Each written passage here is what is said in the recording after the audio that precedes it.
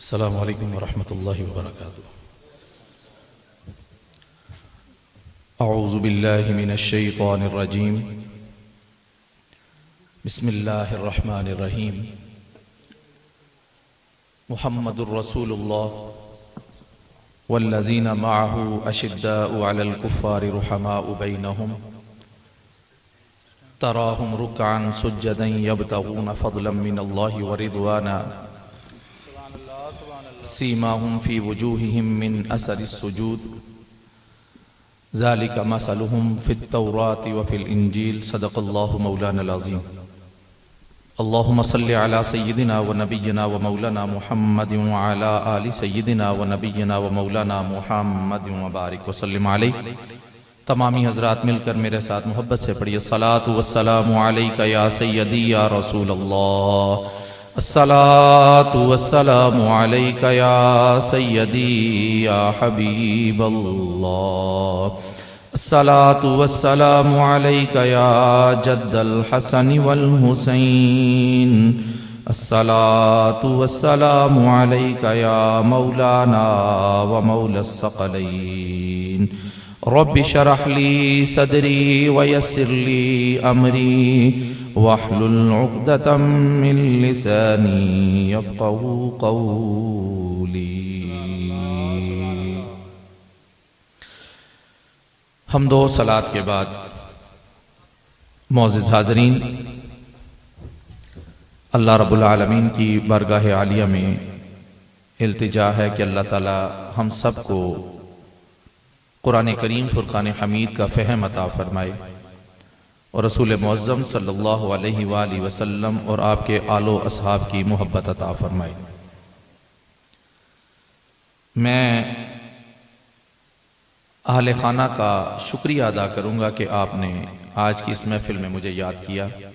बिलखुसूस अरसलान इकबाल साहब, जिनकी दावत पर आप सब लोग और हम यहाँ पर हाजिर हैं। दुआ है कि अल्लाह ताला इस घर के अंदर अपनी बरकतों और रहमतों का नज़ूल फरमाए। मैं शुरू में ही ये दुआ भी अर्ज़ करूँगा कि अल्लाह ताला हम सब के गुनाहों की बख्शिश फरमाए और हम सब को भी अल्लाह ताला अपनी मोहब्बत का नूर अता फरमा दे। मुझे जो उन्वान दिया गया है आज की गुफ्तगू के लिए, वो है हज़रत सैयदना अबू बकर सिद्दीक़ रज़ी अल्लाह तआला अन्हु। आपकी ज़ात मुक़द्दसा, आपकी ज़ात बाबरकात के हवाले से, आपकी शान के हवाले से आपके सामने चंद लम्हे जो भी अल्लाह ताला मुझे मुयस्सर फरमाए गुजार दूँ। मेरी आपसे यही ख्वाहिश होगी और इल्तिजा होगी कि जितनी देर में आपके सामने गुफ्तगू करूं, बराए करम तवज्जो से समात फरमाइएगा। मोअज़्ज़िज़ हाज़रीन, यहाँ पर नात खान हज़रात, नुक़बा हज़रात, और मैं देख रहा हूँ कि बड़े रोशन चेहरों वाले और बड़े खूबसूरत और मुअज़्ज़िज़ किस्म के लोग यहाँ पर तशरीफ़ फरमा हैं। अहले खिरत, अहले दानिश, अहले फ़हम, अहले सुख़न, हर तरह का तबका यहाँ मुझे नज़र आ रहा है। हज़रत अबू बकर सिद्दीक़ रज़ी अल्लाह तआला अन्हु के हवाले से मैं जब आपके सामने गुफ्तगू करने लगा हूँ तो मैंने आया बय्यिना का जो इंतखाब किया मैंने आपके सामने पढ़ दी। अल्लाह ताला ने कुरान करीम फुरक़ान हमीद में इरशाद फरमाया, मुहम्मदुर रसूलुल्लाह, मुहम्मद सल्लल्लाहु अलैहि वसल्लम अल्लाह के रसूल हैं। वल्लज़ीना मअहू अशिद्दाउ अलल कुफ़्फ़ारि रुहमाउ बैनहुम, और जो उनके साथी हैं, उनके साथ हैं, उनकी मईयत में हैं, उनकी सोहबत में हैं, वो काफिरों पर बड़े सख्त हैं। रुहमाउ बैनहुम, और आपस में बड़े नरम हैं। अब इसी पर हमने सारा फोकस करना है कि आका करीम अलैहिस्सलातु वस्सलाम की मईयत इंसान को सच्चा और खरा बनाती है।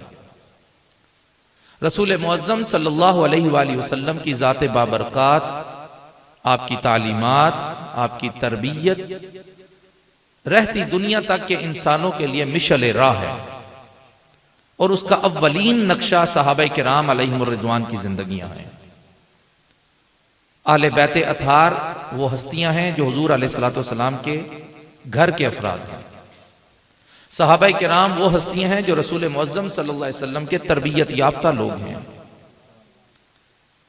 हर दो तरह के अजीम शख्सियात और अजीम लोग नबी पाक सल्लल्लाहु अलैहि वसल्लम के दामन से वाबस्ता होने के बाद पूरी कायनात के लिए मुअज़्ज़िज़ हो गए। और वो मुअज़्ज़िज़ क्यों ना होते, इसलिए कि अल्लाह ताला ने खातमुल अंबिया मोहम्मद मुस्तफ़ा सल्लल्लाहु अलैहि वसल्लम के साथ उनको एक खूबसूरत रूहानी निस्बत अता फरमाई और खुसूसन अहले बैत अथार को जिस्मानी निस्बत अता फरमाई। समझने की बात यह है कि आज हम उन हस्तियों को क्यों बुला बैठे हैं और हम उन हस्तियों से कमा हक़्क़ुहु फायदा क्यों नहीं उठा रहे। तो मेरी आज की गुफ्तगू के अंदर यह चीज वाज़ेह होगी कि हमें ऐसी हस्तियों के साथ जिनका ताल्लुक रसूलुल्लाह सल्लल्लाहु अलैहि वसल्लम के साथ रहा और इस अंदाज में रहा कि सिर्फ यह ताल्लुक जुबानी और गुफ्तार की हद तक नहीं था, बल्कि किरदार की हद तक भी था और जान निसारी की हद तक भी था, औलाद की कुर्बानी की हद तक भी था, माल की कुर्बानी की हद तक भी था। आज हमें ऐसे मयारों की जरूरत है कि हम उनकी पैरवी करें ताकि अल्लाह ताला हम सब पर अपना करम फरमा दे और हम सब को भी वो इज्जतें जो दौरे अव्वलीन के लोगों को अता हुई थी वो हमें भी अता फरमा दे। मेरी इब्तदाई गुफ्तगू के बाद मैं अब आगे बढ़ता हूं। सैयदना अबू बकर सिद्दीक रजी अल्लाह ताला अन्हु खलीफतुल मुस्लिमीन हैं, नबी पाक सल्लल्लाहु अलैहि वसल्लम के जानशीन और खिलाफत राशिदा में पहला मुकाम रखने वाली शख्सियत हैं और मुसलमान है ही वो जो खिलाफत राशिदा को दिलो जान से तस्लीम करता है। खिलाफत राशिदा को नाम मानना रसूल मुअज़्ज़म सल्लल्लाहु अलैहि वसल्लम के फरमान का इनकार करना है। खिलाफत राशिदा की तरतीब जैसे हमारे सामने मौजूद है कि खलीफा अव्वल हजरत अबू बकर सिद्दीक रजी अल्लाह ताला अन्हु, खलीफा दोम हजरत सैयदना फारूक आजम रजी अल्लाह ताला अन्हु, खलीफा सोम हजरत वाला शान हजरत अमीरुल मोमिनीन हजरत उस्मान गनी रजी अल्लाह ताला अन्हु, खलीफा चहारम हजरत शेर खुदा मौला अली उल मुर्तजा करम अल्लाह वजहुल करीम और खलीफा पंजुम हजरत इमाम हसन अल मुज्तबा रजी अल्लाह ताला अन्हु। मुसलमान खिलाफत राशिदा को मानने का पाबंद है, इसलिए कि ये मुसलमानों को ऑप्शन नहीं दिया गया, रसूल मुअज़्ज़म सल्लल्लाहु अलैहि वसल्लम का फरमान है। आपने अपनी जिंदगी में खुद इरशाद फरमाया था कि मेरे बाद खिलाफत 30 साल तक होगी, तो उस 30 साल का आगाज अबू बकर से होता है और उसका इख्तिताम हजरत इमाम हसन अल मुज्तबा पर होता है। हजरत अबू बकर सिद्दीक रजी अल्लाह ताला अन्हु की उम्र मुबारक की मुमासलत तो देखिए, आका करीम अलैहिस्सलाम से कितना प्यार है कि जितनी उम्र मुबारक नबी पाक सल्लल्लाहु अलैहि वसल्लम की थी यानी 63 बरस, हजरत अबू बकर सिद्दीक की भी 63 बरस ही थी। हजरत अबू बकर सिद्दीक रजी अल्लाह ताला अन्हु आका करीम अलैहिस्सलाम से उतने ही अरसे के बाद पैदा हुए कि आपके विसाल के बाद जितने अरसे के बाद फौत हुए। मतलब यह है कि 2 साल और कुछ माह के बाद आका करीम अलैहिस्सलाम के बाद ये पैदा होते हैं और उसके बाद फिर 2 साल और कुछ माह का ही इनका खिलाफत का अरसा रहता है और आप फिर इस जहान फानी से कूच करते हैं। सैयदना अबू बकर सिद्दीक रजी अल्लाह ताला अन्हु के अदवार के हवाले से हमारे उलमा अक्सर गुफ्तगू करते हैं कि आपके दौर में क्या कुछ हुआ, कितने तरक्की याफ्ता काम हुए और अवाम को कैसे सहूलत दी गई, इस्लाम की हिफाजत कैसे की गई। ये अज़हरुम मिनश्शम्स है सारी बात। जिस तरह सूरज आसमान पर चमकता है और रोशन है, उसका इनकार नहीं किया जा सकता, इसी तरह हजरत अबू बकर सिद्दीक के दौर के अंदर इस्लाम की सरबुलंदी का इनकार नहीं किया जा सकता। लेकिन मैंने आपके सामने आज कुछ और बात करनी है। मेरा दिल चाहा कि आज मैं आपको हजरत अबू बकर सिद्दीक रजी अल्लाह ताला के खानदान के हालात और वाकयात से आगाह करूं। उनके खानदान का जो मियार था, उनका खानदान, उनकी औलाद, वो कैसे लोग थे और क्या क्या उन्होंने इस्लाम के लिए खिदमत की। मैं चाहूंगा कि इस पर बात हो। मेरा जितना वक्त है मैं उसी के अंदर रहूंगा इंशाअल्लाह। हजरत अबू बकर सिद्दीक रजी अल्लाह ताला अन्हु के वालिद गिरामी, जिनकी कुन्नियत अबू कहाफा थी मगर उनका नाम भी उस्मान था।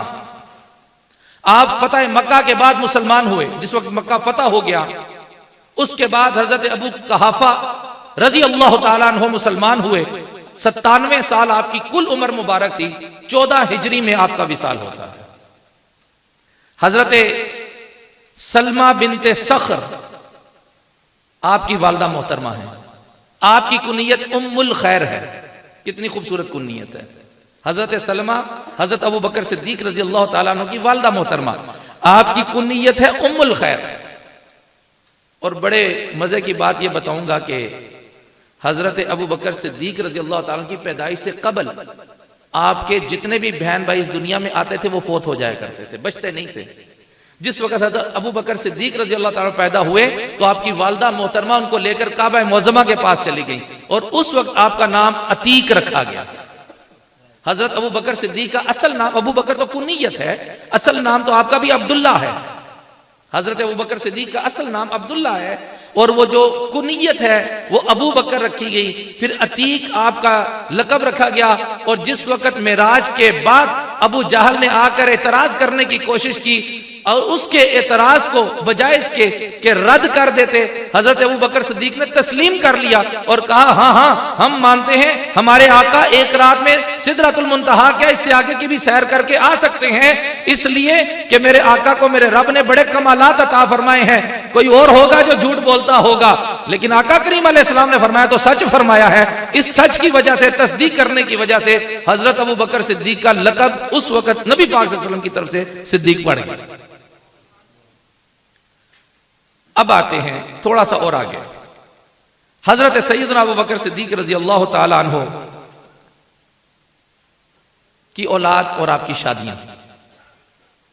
उन्वान ठीक है, मजा आ रहा है या नहीं आ रहा? पहले तो दसो यार, कोई तसल्ली हो रही है? बात सुनने का मजा भी आ रहा है कि नहीं आ रहा? असल में जोशे खिताबत तो और भी कई जगह दिखाया जा सकता है, लेकिन ऐसी खूबसूरत महफिल को मैं जाया नहीं करना चाहता। मैं चाहता हूं कि इफ़ाम व तफ़हीम का सिलसिला जारी रहे, कोई समझ बूझ के साथ बात को बढ़ाया जाए, ताकि मेरे जाने के बाद भी अगर आप घर भी जाएं तो आपको इस महफिल का सुरूर तो रहना चाहिए ना कि खलीफा अव्वल की शान क्या थी। बहुत सारी शानें हैं खलीफा अव्वल की। तो चलिए, आपकी शादी टोटल 4 शादियां थी आपकी। एक शादी हुई आपकी हजरत कुतैला बिनते उज़्ज़ा से, पहली शादी। दूसरी शादी हुई हजरत ज़ैनब यानी हजरत उम्मे रोमान से। और तीसरी शादी हुई हजरत अस्मा बिनते उमैस से। और चौथी शादी हुई हजरत हबीबा बिनते खारजा से। ये आपकी 4 शादियां। हजरत कुतैला से आपकी 2 औलादें हुई। हजरत कुतैला से जो आपकी औलाद हुई वो थी हजरत अब्दुल्ला बिन अबी बकर और हजरत अस्मा बिनते अबी बकर। हजरत अब्दुल्ला बिन अबी बकर ये बेटे, एक हजरत अस्मा बिनते अबी बकर ये बेटी। ये 2 आपकी औलादें कुतैला बिनते अब्दुल उज़्ज़ा से हुई। इसके बारे में नबी पाक, इसके बारे में तारीख दानों को थोड़ा सा डाउट है कि पता नहीं ये मुसलमान हुई थी या नहीं हुई थी, इसलिए कि हजरत अबू बकर सिद्दीक रज़ी अल्लाह ताला जब हिजरत की तो ये आपके साथ नहीं गई थी। उसके बाद आपकी अगली शादी होती है हजरत उम्मे रोमान से। उनसे हजरत अब्दुर्रहमान बिन अबी बकर पैदा होते हैं और हजरत सैयदा तैयबा ताहिरा उम्मुल मोमिनीन आयशा सिद्दीका सलामुल्लाह अलैहा पैदा होती हैं। ये 2 औलादें फिर पैदा होती हैं। फिर इसके बाद आपकी शादी हजरत अस्मा बिनते उमैस रजी अल्लाह ताला अन्हा से।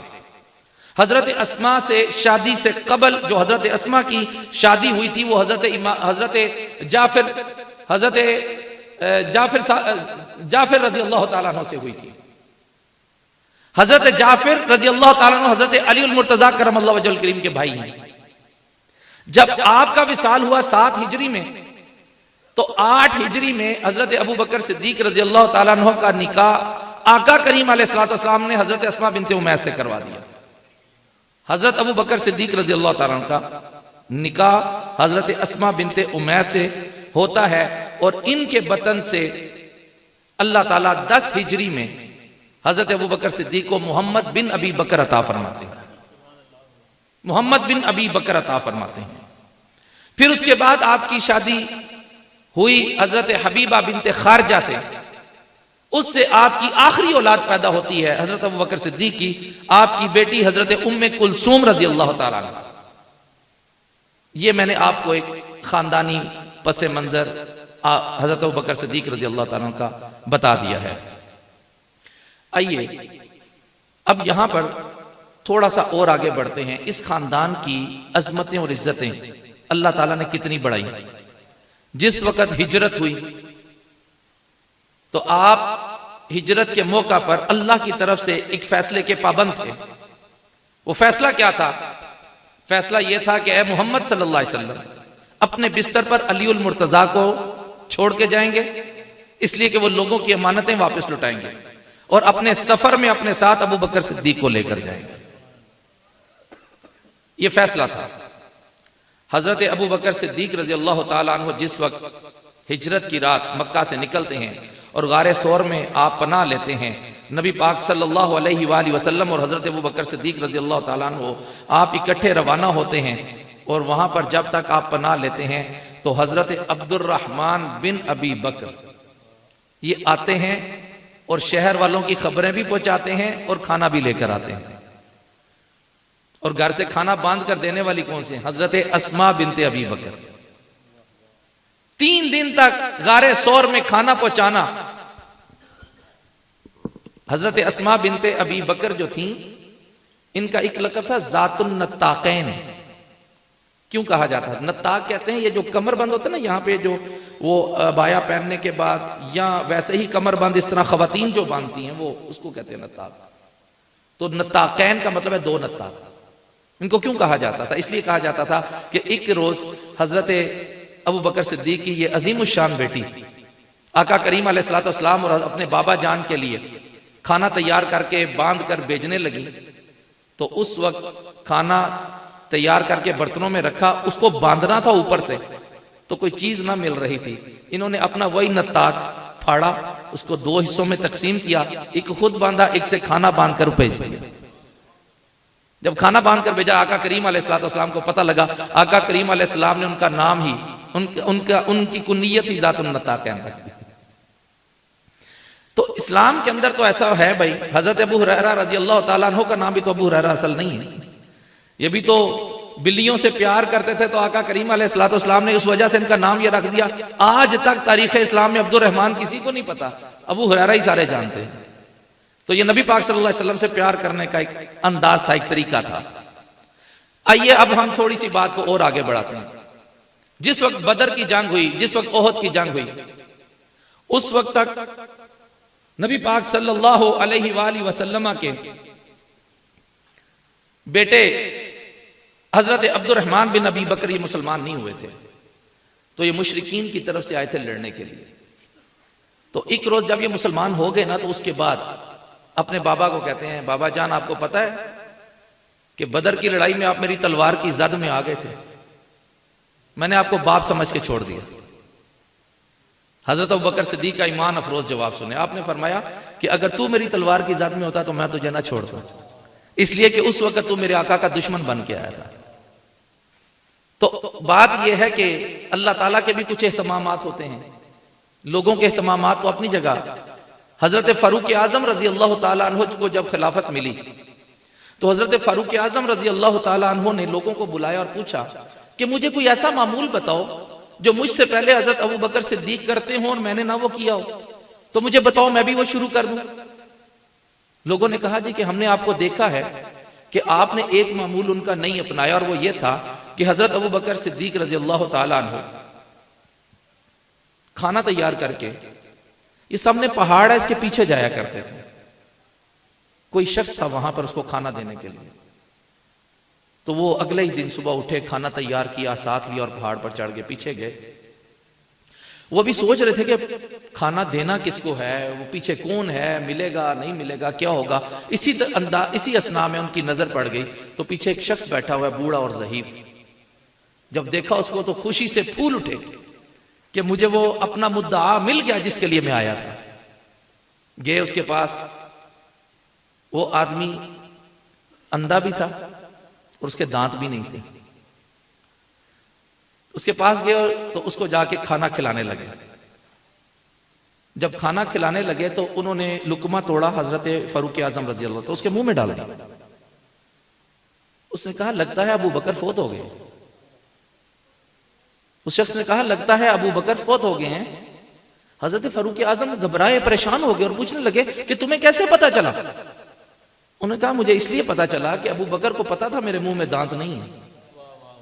वो पहले लुकमा खुद चबाते थे फिर मेरे मुंह में डाला करते थे, इसलिए मुझे पता लगा है। तो हजरत फारूक आजम की आंखों से आंसू जारी हो गए और उस वक्त आप सोचने लग गए कि ए अबू बकर, आपने तो जिंदगी में हमें अपनी नेकियों से आगे ना निकलने दिया, लेकिन आप तो विसाल के बाद भी नेकियों में सबसे आगे चल रहे हैं।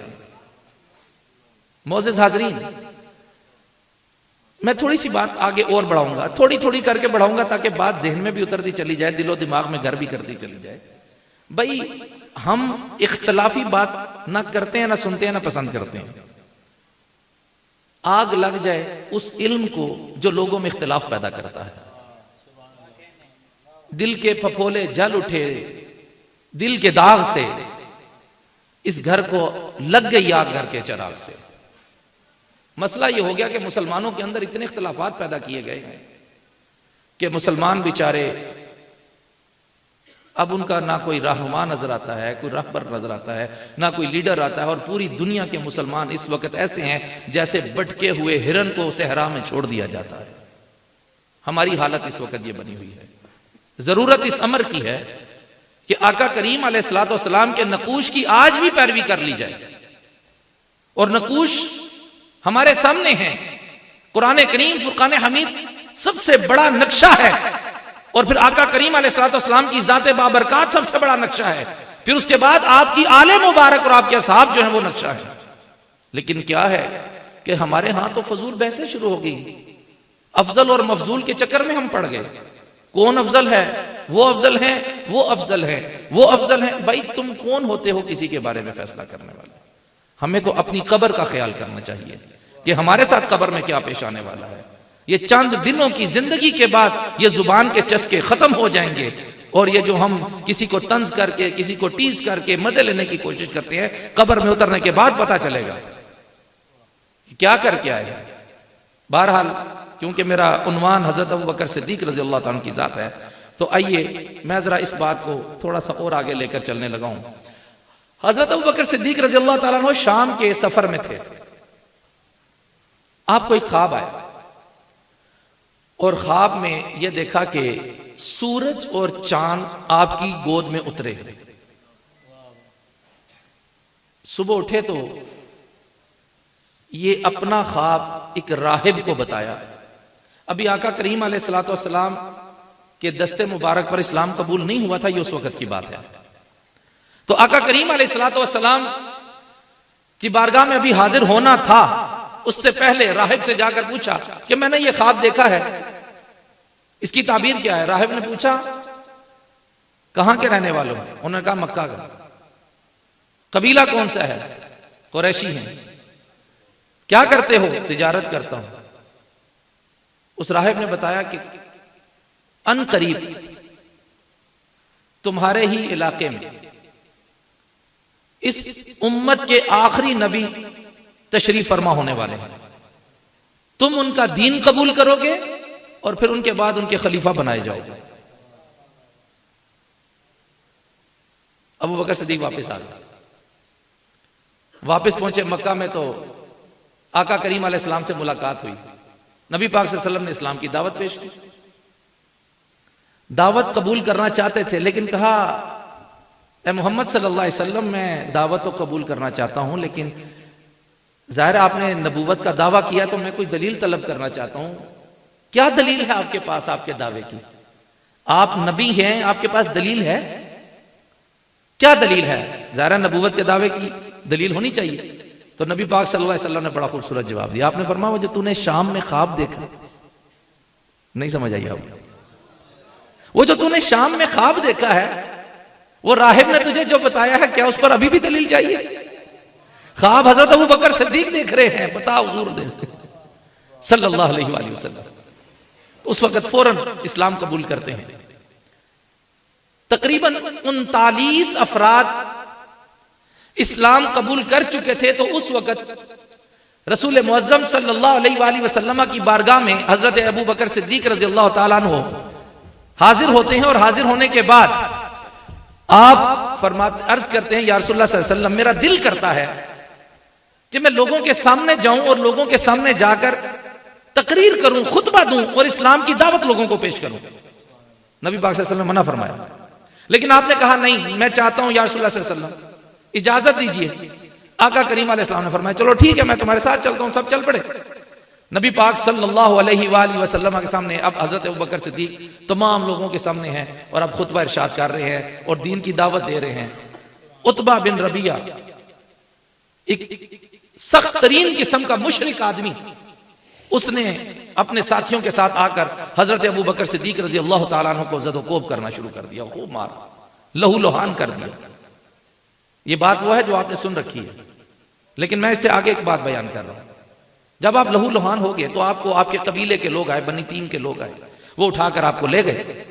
आपके वालिद गिरामी भी साथ थे। जिस वक्त आपको थोड़ा सा होश आया, बहुत वक्त गुजरने के बाद, तो सब खानदान के लोग पास खड़े हैं, कबीले के लोग पास खड़े हैं।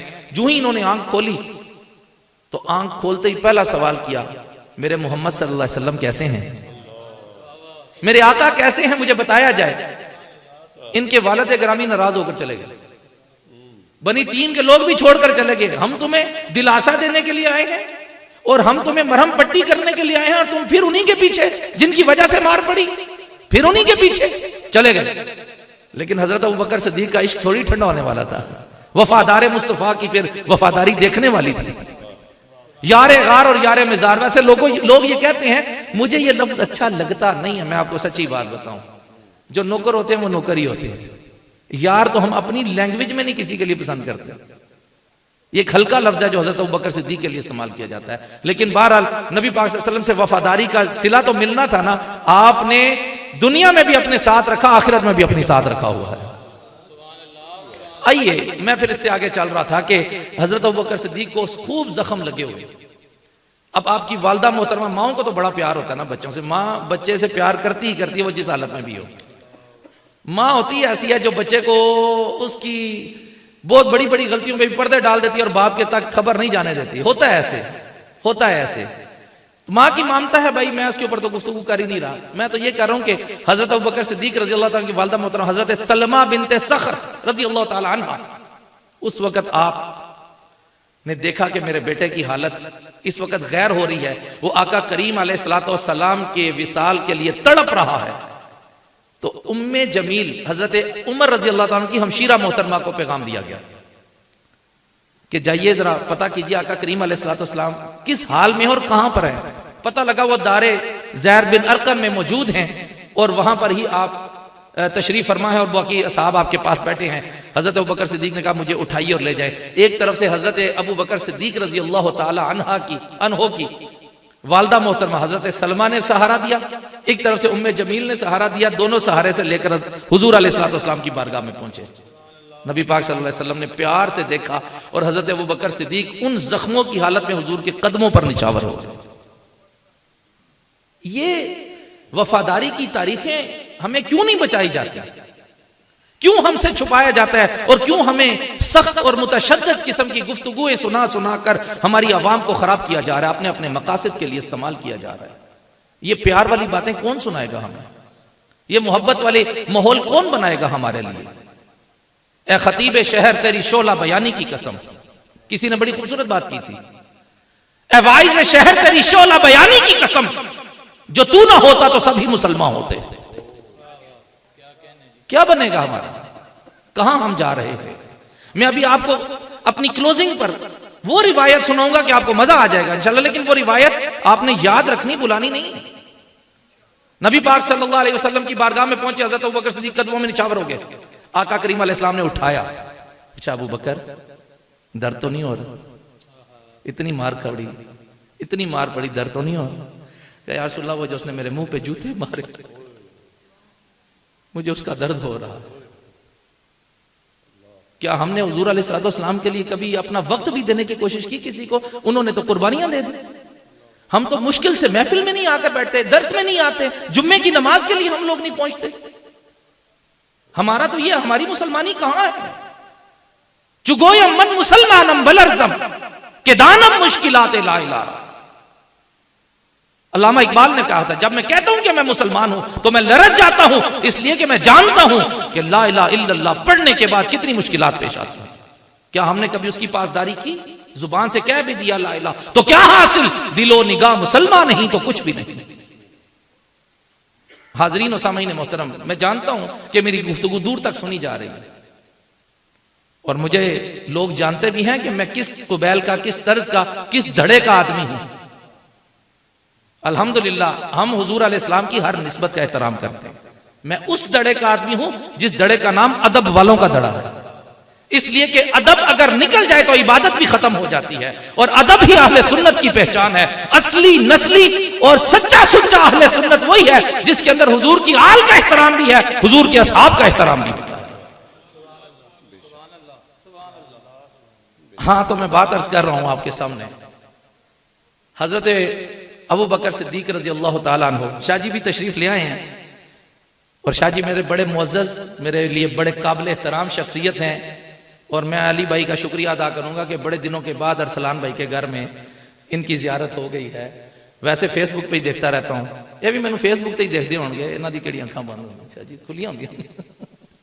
तो बात यह है कि मेरे बड़े प्यारे बड़े भाई भी हैं, दोस्त भी हैं, बहुत करीबी भी हैं। मेरा बड़ा प्यारा ताल्लुक है शाह जी के साथ और आज मुझे बड़ी खुशी थी कि मेरी शाह जी से मुलाकात भी हो जाएगी। मोहतरम हाजरीन, आइए अब मैं आपको तारीख का एक खूबसूरत रुख दिखाने लगा हूं, बस तवज्जो आपने रखनी है। मैंने आपको हजरत अबू बकर सिद्दीक रजी अल्लाह ताला अन्हु की औलाद में से एक नाम बताया है, हजरत मोहम्मद बिन अबी बकर। इनकी वालदा का क्या नाम है? हजरत अस्मा बिनते उमैस। हजरत अस्मा बिनते उमैस से पैदा होने वाले हजरत अबू बकर के बेटे हजरत मोहम्मद बिन अबी बकर हैं। जेल में रखिएगा अब यह नाम। हजरत मोहम्मद बिन अबी बकर रजी अल्लाह ताला अन्हु 10 हिजरी में पैदा होते हैं। 13 हिजरी में हजरत अबू बकर सिद्दीक का विसाल हो गया। आप यानी 3 साल के थे। कितने साल? तो जो है आपकी कितने साल बोलिएगा? 3 साल के। कौन थे? हजरत मोहम्मद बिन अबी बकर। मैं पलटा पलटा कर इसलिए बात कर रहा हूं कि मैं कहीं लेकर जा रहा हूं तो रास्ते ही जिना रह जाना, किधर मेरे नाल पहुंचना भी है। हजरत मोहम्मद बिन अबी बकर रजी अल्लाह ताला अन्हु 3 साल की उम्र में थे। हजरत अबू बकर सिद्दीक रजी अल्लाह ताला का विसाल हो जाता है। फिर हजरत अस्मा बिनते उमैस रजी अल्लाह ताला अन्हु का तीसरा निकाह हजरत मौला अली करमल्लाहु वजहुल करीम से हो जाता है और ये अपने बेटे मोहम्मद बिन अबी बकर के साथ मौला अली के घर तशरीफ ले आती है। हजरत मौला अली करमल्लाहु वजहुल करीम के घर आ जाते हैं। हजरत मौला अली करमल्लाहु वजहुल करीम के घर में हजरत अबू बकर के बेटे की परवरिश हो रही है। थोड़ी जी शोभा ना लगता नहीं जाग रहे हो अभी, है ना। हजरत मौला अली करमल्लाहु वजहुल करीम के घर में, इल्म हिकमत के घर में, ताजदार इल्म हिकमत के घर में, अना मदीनतुल इल्म व अलीयुन बाबुहा की निस्बत रखने वाले अजीम शान हस्ती के घर में किसकी परवरिश हो रही है? अबू बकर के बेटे मोहम्मद बिन अबी बकर। तो अहले बैत अतहार के साथ ऐसे जुड़ के प्यार किया है सहाबाए किराम, खुलाफाए राशिदीन ने प्यार करके बताया। हजरत अबू बकर सिद्दीक के बेटे को हजरत मौला अली करमल्लाहु वजहुल करीम ने पाला है और सिर्फ पाला ही नहीं है, इल्म की भी खैरात अता कर दी है, शुजात भी अता कर दी है, दलेरी भी अता कर दी है, सखावत भी अता कर दी है, सब कुछ ही अता कर दिया है। यही वजह है कि 37 हिजरी में 37 हिजरी में हजरत मौला अली करमल्लाहु वजहुल करीम जब खुद अमीरुल मोमिनीन थे, उस वक्त आपने हजरत मोहम्मद बिन अबी बकर को मिस्र का गवर्नर बना दिया। अब थोड़ी सी तारीख की तलखी बयान होगी तो जरा सुनिएगा, इसलिए कि मुसलमान का दिल दिमाग इस्लाम के फहम के लिए हमेशा खुला रहना चाहिए, और खुला होता है। तंग नजर बंदे का दीन से कोई ताल्लुक नहीं होता, जो छोटी छोटी बातों में नुक्ते निकालें, कीड़े निकालें और इतराजात के ढेर लगा दें। तो इसलिए मैं ये अर्ज करूंगा कि आखिरी मेरे पास 5 मिनट हैं गुफ्तगू के, जो मुझे टाइम मिला था मैंने उसी के मुताबिक चलना है। अगर टाइम मजीद होता तो मैं इस पर अभी बहुत सारी गुफ्तगू कर सकता था, लेकिन नहीं, इंशाअल्लाह प्यास रहेगी तो दोबारा फिर हाजिरी होगी, फिर बातचीत होगी। हजरत मोहम्मद बिन अबी बकर रजी अल्लाह ताला अन्हो की जब ये गवर्नरी आपको सौंप दी गई तो तलखी इस बात में ये आती है कि हजरत अमीर शाम ने हजरत अमर इब्न आस के जरिए मिस्र पर चढ़ाई कराई, लश्कर कशी कराई, और उसके बाद आपने वहां का इक़्तिदार संभाल लिया और हजरत मोहम्मद बिन अबी बकर रजी अल्लाह ताला को शहीद कर दिया गया।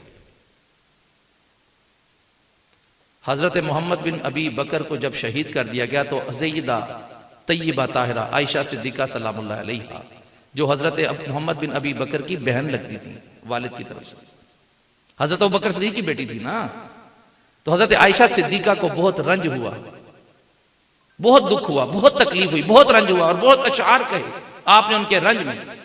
तो उस वक्त हजरत मोहम्मद बिन अबी बकर के बेटे थे हजरत कासिम, उनको हजरत आयशा ने अपनी कफालत में ले लिया। हजरत कासिम रजी अल्लाह ताला अन्हु को जब अपनी कफालत में लिया गया तो इसके बाद हजरत कासिम रजी अल्लाह ताला अन्हु की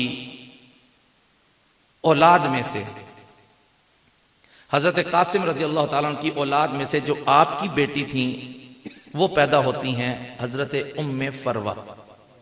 मैं ला रहा हूं आपको वापस हजरत अबू बकर सिद्दीक रजी अल्लाह ताला अन्हु, लेकिन आपको खानदान का शजरे का एक नक्शा दिखा रहा हूं, रिपीट करने लगा हूं, सुनिएगा, मुझे पता आपको थोड़ी सी खलिश आ गई होगी। मोहम्मद बिन अबी बकर रजी अल्लाह ताला अन्हु के बेटे हैं हजरत कासिम, और हजरत कासिम की बेटी है हजरत उम्मे फरवा रजी अल्लाह ताला अन्हु। और हजरत उम्मे फरवा कौन है? हजरत इमाम जाफर सादिक की वालदा। हजरत इमाम जाफर सादिक कौन है? हजरत इमाम बाकिर के बेटे। हजरत इमाम बाकिर कौन है? हजरत जैनुल आबिदीन के बेटे। इमाम जैनुल आबिदीन कौन है? इमाम हुसैन पाक के बेटे। इमाम हुसैन कौन है? हजरत अली के बेटे। कैसा खूबसूरत ट्रायंगल बना, इधर से असहाब की लाइन आ रही है, इधर से औलाद की लाइन आ रही है, और यहां आके मिल रहे हैं। हजरत इमाम जाफर सादिक की वालदा का नाम हजरत उम्मे फरवा रजी अल्लाह ताला।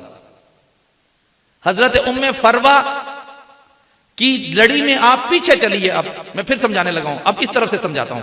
हजरत उम्मे फरवा बेटी हैं हजरत कासिम की, हजरत कासिम बेटे हैं हजरत मोहम्मद बिन अबी बकर के, और हजरत मोहम्मद बेटे हैं हजरत अबू बकर सिद्दीक के। तो इस तरह यह नन्याल बना हजरत इमाम जाफर सादिक पाक का।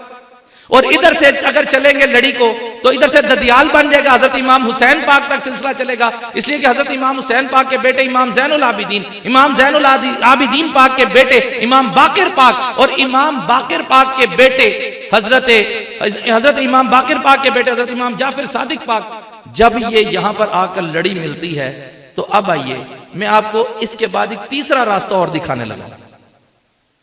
हजरत इमाम जाफर सादिक पाक की वालदा है हजरत उम्मे फरवा, लेकिन हजरत उम्मे फरवा की वालदा कौन है? ये मेरी गुफ्तगू खत्म हो जाए ना, फिर काट कर ये क्लिप दोबारा सुनिएगा। मुझे पता है थोड़ी मुश्किल हो रही है, लेकिन आपको समझ में आएगा। एक्चुअली मैं आपको जिस जगह पहुंचाना चाहता हूं वो और है, बस ये शजरा मैं बताकर बात को पीछे लेकर जाने लगा हूं। हजरत उम्मे फरवा की वालदा जो थी वो हजरत अस्मा बिनते अब्दुर रहमान बिन अबी बकर थे। हजरत उम्मे फरवा की वालदा, ये वालदा हैं हजरत इमाम जाफर सादिक की, हजरत इमाम जाफर सादिक की वालदा उम्मे फरवा, लेकिन उम्मे फरवा की जो वालदा है वो है हजरत अस्मा बिनते अब्दुर्रहमान, हजरत अब्दुर्रहमान बेटे हजरत अबू बकर के। ये दो निस्बतें ननिहाल की तरफ से हजरत इमाम जाफर सादिक पाक को मिलती हैं, जो कि इमाम हुसैन की औलाद से चलते हुए आ रहे हैं। इसी वजह से हजरत इमाम जाफर सादिक पाक फरमाया करते थे कि मुझे अबू बकर ने 2 मरतबा जन्म दिया है। ये 2 मरतबा से क्या मुराद है कि दोनों तरफ से ये शजरा नसब मिलता हुआ आ रहा है। यहां पहुंचकर हमारे कुछ खतीब हजरात थोड़ी सी डंडी मारकर लोगों को परेशान करने की कोशिश करते हैं और यहां पर नुक्ते फेंकने की कोशिश करते हैं। मैं यही कहूंगा, मेरे पास यही लफ्ज है उन लोगों के लिए कि जो आले बैते अतहार के लिए अफजल मफजूल की टर्म लेकर आते हैं और अजीबो गरीब किस्म के मामलात के वो अफजल या वो अफजल, वो नीचे या वो नीचे। भाई ये तकसीम अल्लाह की है, तुम्हारी नहीं है। और जो बंदा अल्लाह की तकसीम पे राजी ना हो, इसका मतलब है कि वो बंदा बदबख्त हो चुका है। मैं फिर आपसे कहूंगा, इस घर को लग गई आग घर के चिराग से।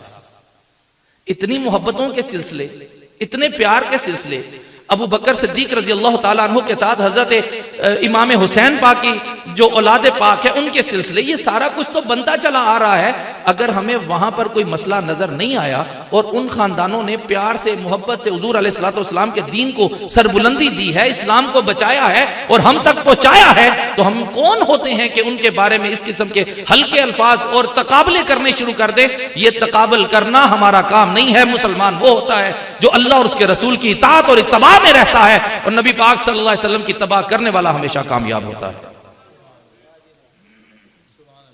मैंने आपको यह कहा था कि मैं आपको क्लोजिंग पर रिवायत सुनाऊंगा, वो यही रिवायत है कि देखिए कितना कुर्ब है आले बैत अतहार के अंदर, हुजूर के असहाब के अंदर, कितनी प्यारी बात चल रही है। कुछ खुताबा यहां पर आकर सिर्फ इतनी बात बताकर भाग जाते, शायद या उनको याद नहीं होती या पता नहीं होता या पूरा उनको यह शजरा याद नहीं है, तो वो यहां पे आकर सिर्फ इतनी सी बात बताते हैं कि जेड़े आले बैत आले ने उन्होंने ननिहाल अबू बकर सिद्दीक है। भाई किसने इनकार किया? बिल्कुल है, लेकिन ये बयान करके किसी को तंज करने की बात करना ये गलत है, ये दुरुस्त नहीं है। आप कुरान को, अहादीस मुबारका को, हुजूर की रिवायात को अपने मकसद के लिए इस्तेमाल मत कीजिए, बल्कि खुद को हुजूर के ताबे कर लीजिए। तब जाके उम्मत मुस्लिमा के अंदर जो है वो इत्तेहाद, यगानगत और यकीन पैदा हो जाएगा। आखिरी बात मेरी ये है कि हजरत अबू बकर सिद्दीक रजी अल्लाह ताला अन्हु एक अजीम शान कमांडर थे। हजरत अबू बकर सिद्दीक एक जीरक शख्सियत थे, एक समझदार हस्ती का नाम अबू बकर सिद्दीक रजी अल्लाह ताला अन्हु है, और रम्ज शनासे मुस्तफा, वफादार मुस्तफा, आका करीम अलैहिस्सलाम के लैलो नहार को देखने वाली और आपके साथ साथ रहने वाली शख्सियत सैयदना अबू बकर सिद्दीक रजी अल्लाह ताला अन्हु। हजरत अबू बकर सिद्दीक नरम मिजाज, नरम दिल के आदमी थे, रिक्कत आमेजी उनके अंदर बहुत थी, और वो जरा भी किसी की तकलीफ बर्दाश्त नहीं कर सकते थे। मेरे पास अब जाहिर है वक्त नहीं है, मैं अब क्लोजिंग की तरफ जा रहा हूं, लेकिन सिर्फ एक बात आपको बता दूं मेरे और आपके समझने के लिए, इसलिए कि इसमें हजरत अबू बकर सिद्दीक हमारे लिए सबक बन रहे हैं और हमें सबक हासिल करना चाहिए। रसूल मुअज्जम सल्लल्लाहु अलैहि वसल्लम की बारगाह में सब बैठे थे, खुलफाए राशिदीन जो उस वक्त तो खैर खुलफा नहीं थे, लेकिन वो भी सब, और आका करीम अलैहिस्सलाम खुद तशरीफ फरमाते। एक शख्स दाखिल हुआ, उसने आते ही हजरत अबू बकर सिद्दीक रजी अल्लाह ताला को बुरा भला कहना शुरू कर दिया। बुरा भला कही जा रहा, अच्छे अल्फाज नहीं इस्तेमाल कर रहा। हजरत अबू बकर सिद्दीक रजी अल्लाह ताला के हवाले से उसने बहुत कुछ कहा। हजरत अबू बकर सिद्दीक खामोश रहे, आप खामोश रहे, बोले नहीं। आका करीम मुस्कुराते रहे। थोड़ी देर गुजरी, हजरत अबू बकर सिद्दीक रजी अल्लाह ताला उस बंदे को जो इतराज कर रहा था जवाब दिया, उसको खामोश कराया। हुजूर अलैहिस्सलाम के चेहरे का रंग बदल गया। आप अपने अंदर तशरीफ ले गए, हुजरे से वहां से उठे और कमरे में तशरीफ ले गए। थोड़ी देर के बाद हजरत अबू बकर सिद्दीक भी आपके पीछे आ गया। पूछा, या रसूलुल्लाह सल्लल्लाहु अलैहि वसल्लम, जब तक वो शख्स मुझे गालियां दे रहा था, मुझे बुरा भला कह रहा था, आप मुस्कुरा रहे थे, और जब मैंने उसको जवाब दिया तो आप उठ के अंदर आ गए। चाहिए तो यह था आप भी मेरा साथ देते। कहा है अबू बकर, बात यह नहीं कि मैं तेरा साथ नहीं दिया, बात यह है कि तेरा साथ खुदा दे रहा था। ए अबू बकर, जब वो तुझे गालियां दे रहा था ना, तो मैं देख रहा था फरिश्ते भी मुस्कुरा रहे थे, मैं भी मुस्कुरा रहा था, इसलिए कि मेरा रब तेरे तरफ से उसको जवाब दे रहा था। मेरा रब तेरी तरफ से उसको जवाब दे रहा था, और तेरे सब्र का इम्तिहान था, तेरी खामोशी का इम्तिहान था, कि जब तक तू सब्र में था, खामोशी में था, रब तेरी तरफ से उसको जवाब दे रहा था। लेकिन जब तूने अपना मामला अपने हाथ में ले लिया, रब ने तुझे तेरे हाल पे छोड़ दिया। सबक का मोज हमारे लिए यह है कि हम लोग मुआशरे के अंदर जहां रहते हैं ना, वहां तलखियां, तुर्शियां और गर्म मिजाजियां हो जाती हैं, किसी की बात नहीं पसंद आती किसी वक्त, लेकिन जरूरी तो नहीं कि आप पलट कर जवाब ही दें और तुर्की बतुर्की जवाब दें और तीर चलाने शुरू कर दें। भाइयों, बाज दफा गोली और तलवार का जख्म इतना नहीं होता जितना जुबान का जख्म होता है, और वो जुबान का जख्म इंसान को हमेशा याद रहता है। तो हजरत अबू बकर सिद्दीक से रजी अल्लाह ताला अन्हु से हमें यह सीरत मिलती है, सबक मिलता है कि अपने आप को तहम्मुल मिजाज बनाया जाए, अपने आप को सबर का पैकर बनाया जाए। आज हमारे मुफ्ती साहब ने बड़ी खूबसूरत हजरत अबू बकर सिद्दीक रजी अल्लाह ताला की बारगाह में एक अकीदत नामा पेश किया है। बड़ा खूबसूरत कलाम है, मेरा दिल है मैं आपको सुनाकर अपनी गुफ्तगू को खत्म कर दूं। बड़ा खूबसूरत कलाम लिखा है। शाह जी, आपकी भी नजर है और तमाम सुनने वाले सामाईन की भी नजर है, समात कीजिएगा। गर तेरे दिल में बुग़्ज़ सिद्दीक का, गर तेरे दिल में है बुग़्ज़ सिद्दीक का, कैसा मोमिन है तू कैसा मौला ही है। कैसा मोमिन है तू कैसा मौलाई है इबादत ज़ियारत अली पाक की, बात सिद्दीक ने ही तो समझाई है। क्या हज़रत अबू बकर सिद्दीक ने नहीं कहा था कि आयशा मैंने हुजूर से सुना है, अन नज़रु इला वजही अली इबादतुन, ये बात हज़रत अबू बकर सिद्दीक ने ही तो समझाई थी, और आज तक उम्मत मुस्लिमा मान रही है। आगे सुनिए, कहते हैं जिक्र हैदर है सुन्नत अबू बकर की, सुन्नियत की है जान नाराए हैदरी, गर गवारा नहीं तुझको जिक्र अली, नासबियत तेरे दिल में दर आई है। तुझको बातें हैं आदाए आले नबी, मैंने अपनी गुफ्तगू में इसका जिक्र किया है, जरा गौर से शेर को सुनिएगा। तुझको बातें हैं आदाए आले नबी, आले बू बकर के कातिल से तेरी, आले बू बकर के कातिलों से तेरी है मोहब्बत, तो ये राह इज्जत नहीं, दो जहां की खजालत है रुसवाई है। इसका मतलब यह हुआ कि आले अबू बकर सिद्दीक का मतलब क्या है? मोहम्मद बिन अबी बकर को जिन लोगों ने शहीद किया था और फिर बड़ी बेदर्दी से शहीद किया था, और शहादत के बाद हुआ क्या था मैं तो वो बयान ही नहीं कर सका अभी आपके सामने, वो तो फिर कभी होगा, क्योंकि ये तो अय्याम ही हजरत अबू बकर सिद्दीक के चल रहे हैं। देखते हैं जमाले नबी दम बदम, हजरत अबू बकर सिद्दीक की बात हो रही है। देखते हैं जमाले नबी दम बदम, और तसव्वुर में रहता है हुस्ने अतम, कैसी जलवत थी और क्या था खलवत का रंग, क्या अजब बज़्म है कैसी तन्हाई है। आगे देखिए, जेब तन करके बोले थे रूहुल अमीन। शाह जी आप तो समझते हैं, मैं जरा दोस्तों की नजर कर रहा हूं। जेब तन करके बोले थे रूहुल अमीन, पहन रखी है सब नूरियों ने यही, जिसमें बू बकर पे बोरिये की कबा, क्या ये हुस्ने अदा शान जेब आई है। इसका मतलब पता है क्या? हजरत अबू बकर सिद्दीक रज़ी अल्लाह ताला सब कुछ निछावर कर दिया हुजूर अलैहिस्सलाम की जात पर, सब कुछ निछावर, सबको पता है ना। जब निछावर कर दिया ना, तो एक बोरिये का लिबास अपने जेब तन करके आ गए, तो हुजूर अलैहिस्सलाम ने फरमाया आज फरिश्तों ने भी सब ने बोरिया ही पहना होगा। एक चश्मे करम या रसूल अल्लाह, एक चश्मे करम या रसूल खुदा, मुफ्ती ये बेनवा मासियत में गिरा।